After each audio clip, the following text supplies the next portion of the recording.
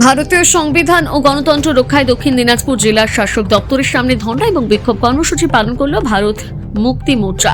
এদিন তারা দেশের 725টি জেলা সদর দপ্তরে ধর্ণা এবং বিক্ষোভ কর্মসূচি পালন করে। দক্ষিণ দিনাজপুর জেলা শাসক দপ্তরের সামনে অপ্রীতিকর ঘটনা এড়াতে মোতায়েন করা হয়েছিল বালুরঘাট থানার পুলিশ।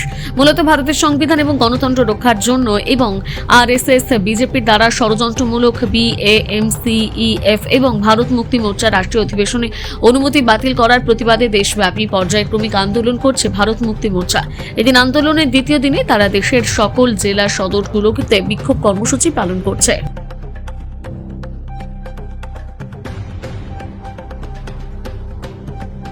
আমাদের যে চরণবদ্ধ 4 দফার আন্দোলন তার আজকে দ্বিতীয় দিন।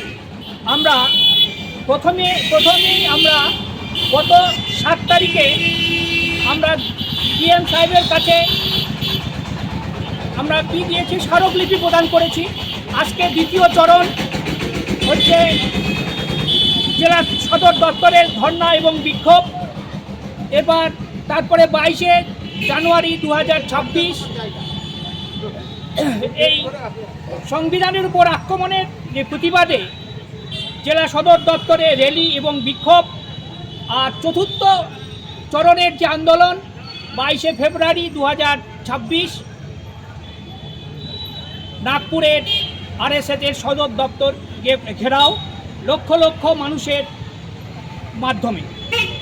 এই চরণবন্ধ আন্দোলন কেন আমাদের অনুষ্ঠিত করছি 725টা জেলায়? আমাদের রাষ্ট্রীয় অধিবেশন মানে বামসেফ এবং ভারত মুক্তি মোর্চার 42তম এবং 15তম রাষ্ট্রীয় অধিবেশন ছিল এবার কটকে, উড়িষ্যায়। সেই অনুসারে আমরা 2 মাস আগেই সব রকম পারমিশন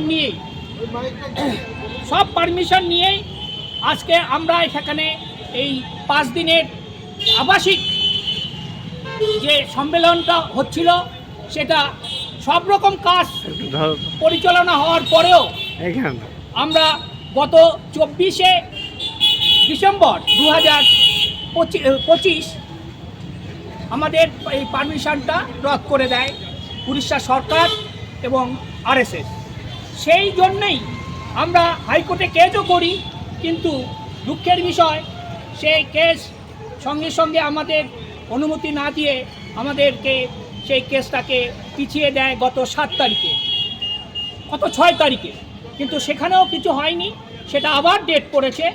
সেই জন্য আমরা তারপরেই আমরা চরণবন্ধ আন্দোলনের যে সিদ্ধান্ত নিই, সেই চরণবন্ধ আন্দোলনের আজকে দ্বিতীয় রূপ। এই আমাদের সাংবিধানিক অধিকার রক্ষা করার জন্যই এই চরণবন্ধ আন্দোলন। কারণ ওরা যে কারণ দেখাচ্ছে যে আমাদের ওপর আক্রমণ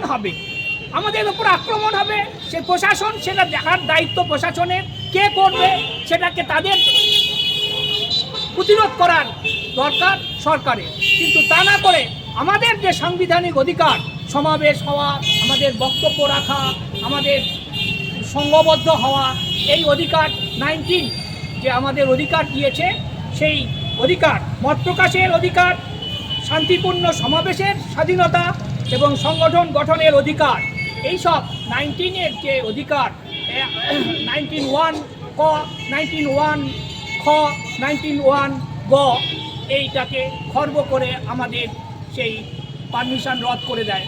আমাদের সেখানে প্রায় 1 থেকে 1.5 কোটি টাকা খরচ করে আমরা সেখানে প্যান্ডেল, থাকার জায়গা, স্যানিটেশন ব্যবস্থা সব আমাদের পরিকল্পনা অনুযায়ী সব সমাপ্ত হয়ে গিয়েছিল।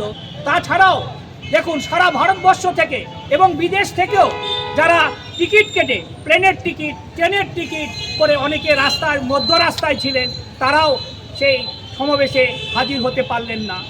এই আপনাদের দাবি মানা না হলে কি পরবর্তীতে কি করবেন? আমাদের এই দাবি, যদি আমাদের এই সাংবিধানিক অধিকারকে যদি খর্ব করা হয়, সেখানে যদি না হয়, তাহলে আমাদের সংবিধান অধিকার যদি রক্ষিত না হয়, তাহলে আমরা এরপরে আরও বৃহত্তম আন্দোলনে সামিল হব। এইটাই আমাদের দাবি। এই আমাদের 4টা চরণবদ্ধ আন্দোলন একসঙ্গে ভারতবর্ষের 725টা জেলায় একসঙ্গে এই বিক্ষোভ সমাবেশ আজকে অনুষ্ঠিত হচ্ছে। আপনার নাম? আমার নাম জ্যোতিষ চন্দ্র রায়। ভারত মুক্তি মোর্চার একজন সদস্য।